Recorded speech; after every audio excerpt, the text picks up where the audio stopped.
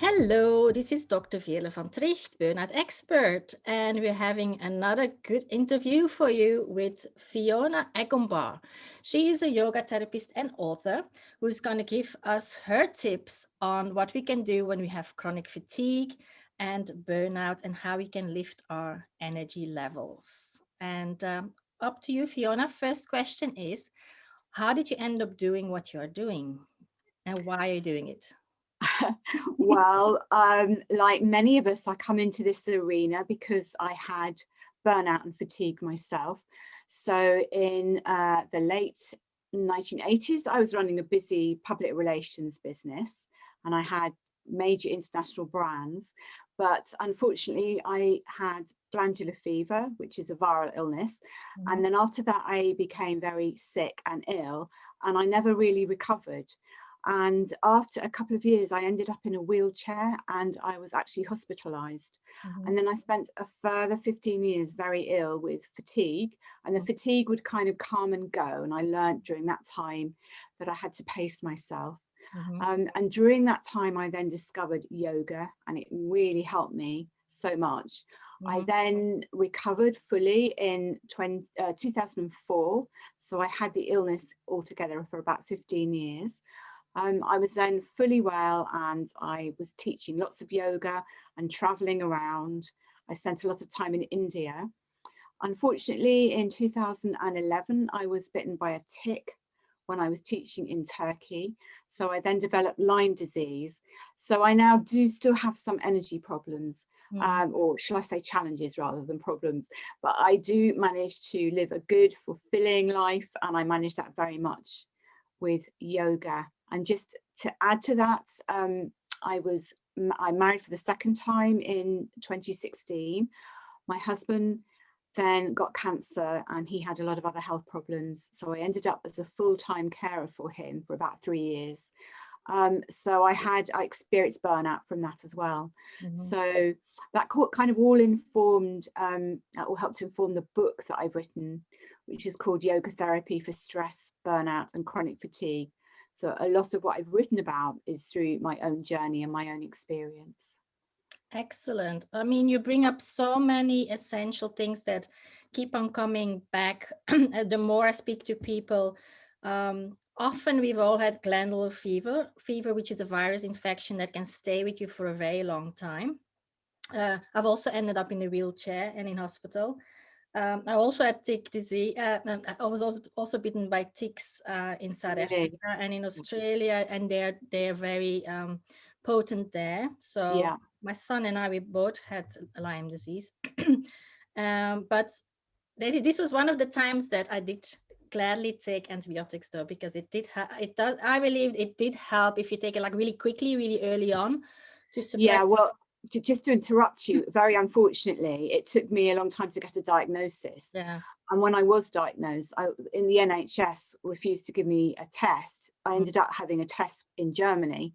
mm. So by the time I was diagnosed, it was 3 or 4 years after. And at that point, I decided it was too late. Yes, it was too But late. actually, I'd gone to my GP at the beginning when I had the tick bite, and I said, I've had fever, I'm really exhausted. And they said, no, no, it's not tick fever because you haven't had in, the bullet, Yeah, with the bite. yeah, the contact. So the whole thing was a bit of a mess up, really, with diagnosis.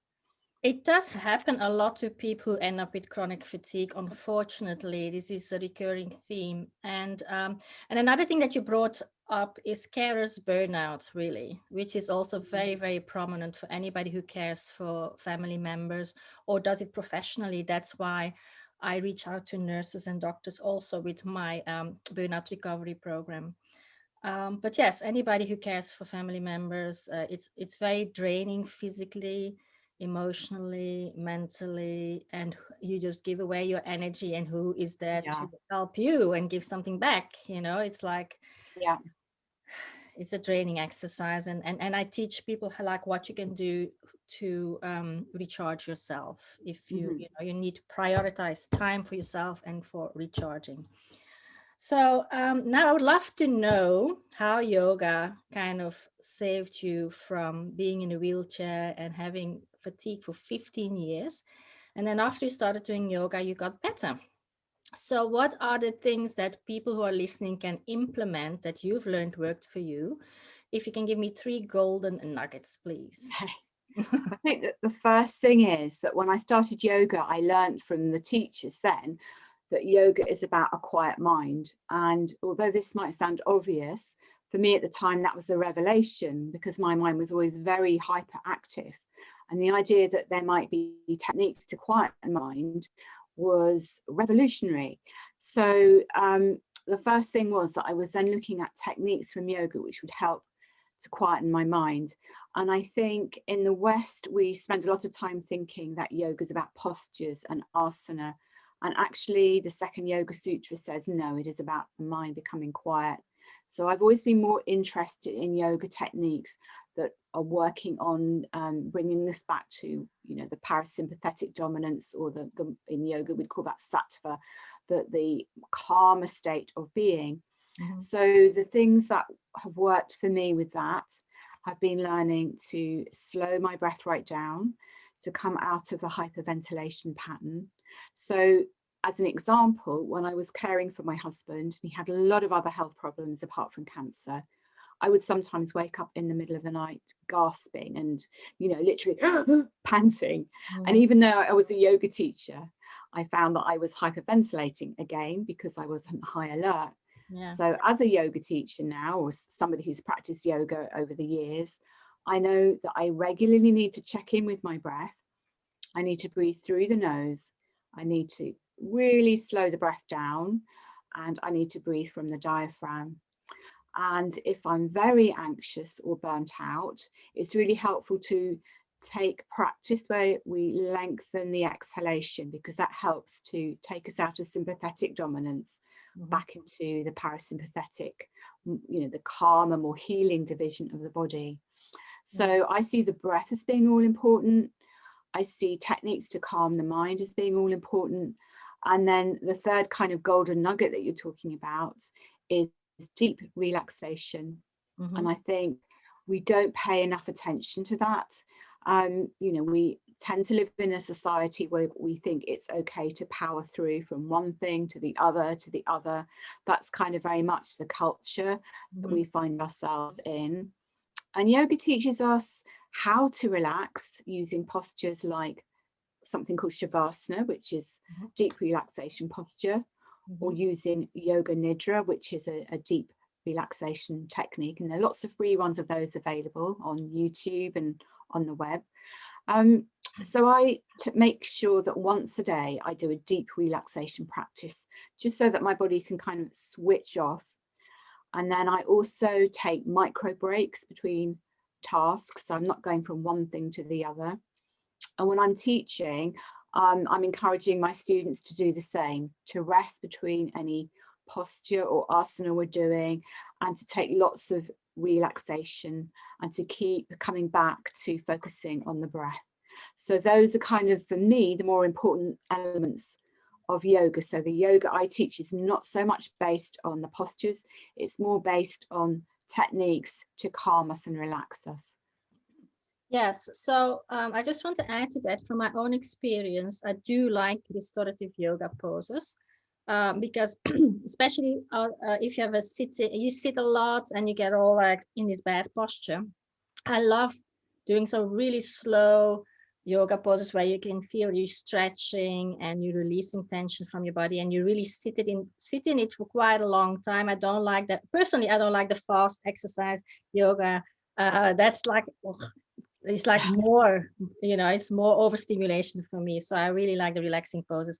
Like, for instance, one that I like a lot is child's pose. Yeah. Because I feel like I can really let the tension go from my back, from my shoulders, and it feels so good. And you just hang and let gravity take over. Just to give one of my favorites for when you feel like you need a little bit of a break and a rest, and you have a place to do that.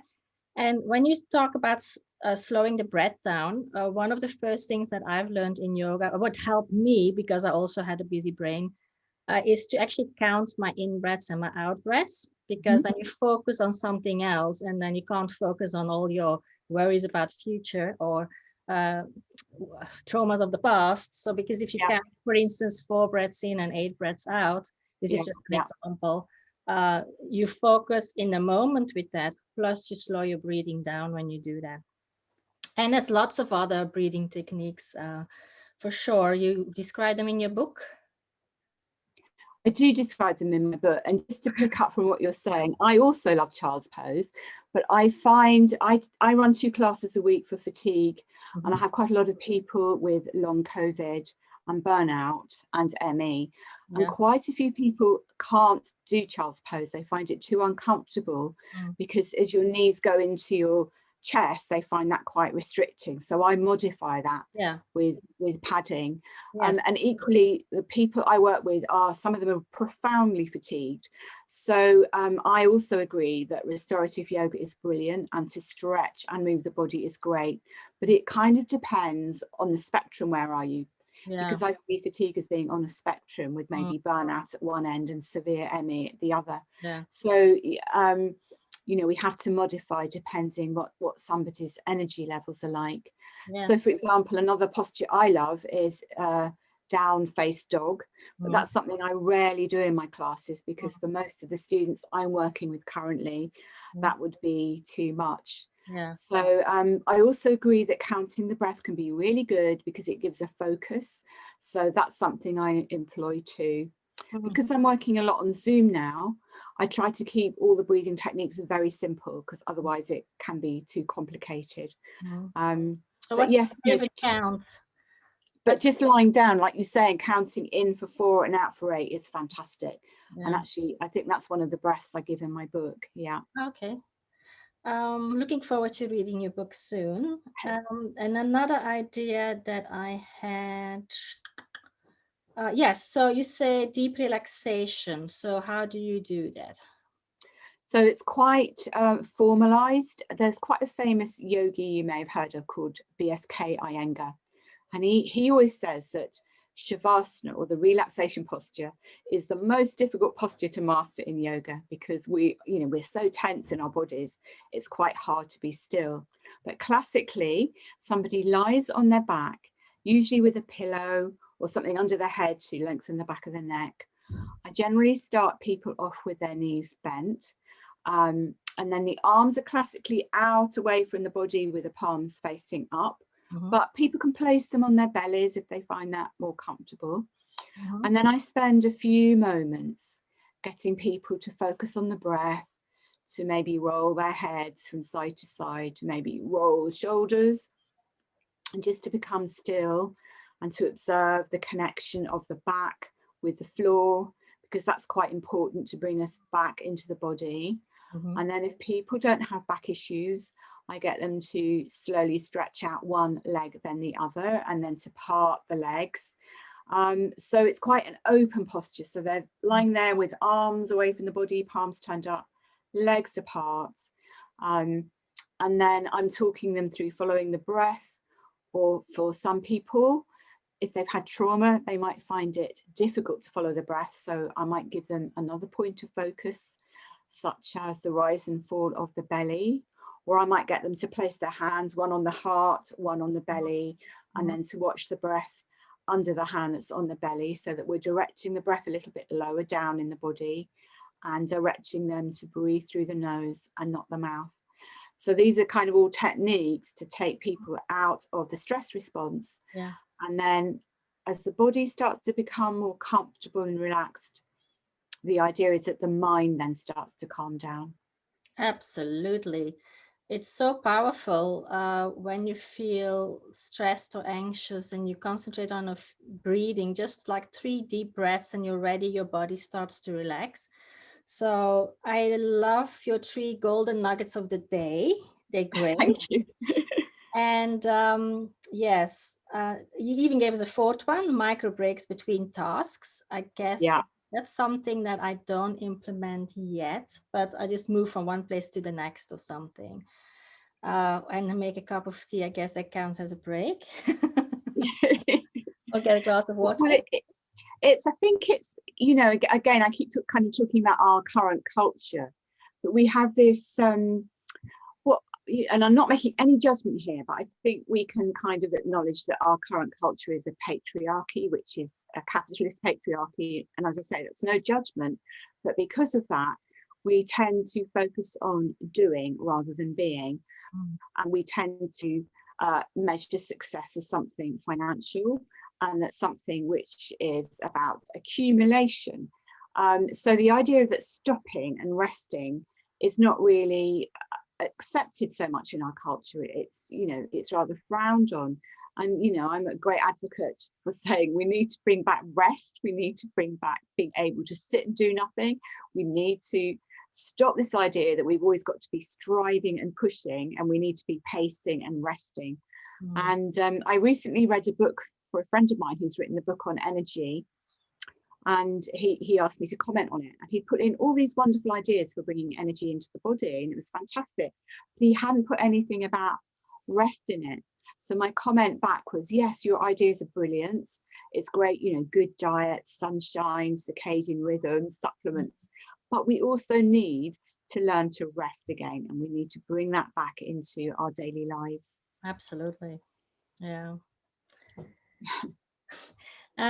So the last question I have for you, I was a bit distracted because my dog suddenly came in.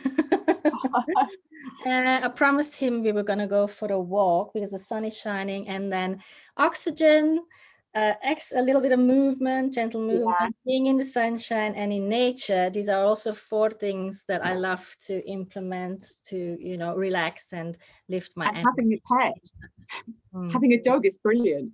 Yes, absolutely. So my last question is, how can people contact you?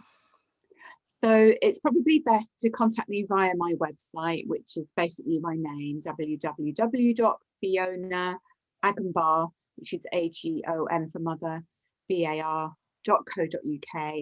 And you can contact me there. I run classes for fatigue and burnout twice a week, and details of my book are on there too. That's awesome.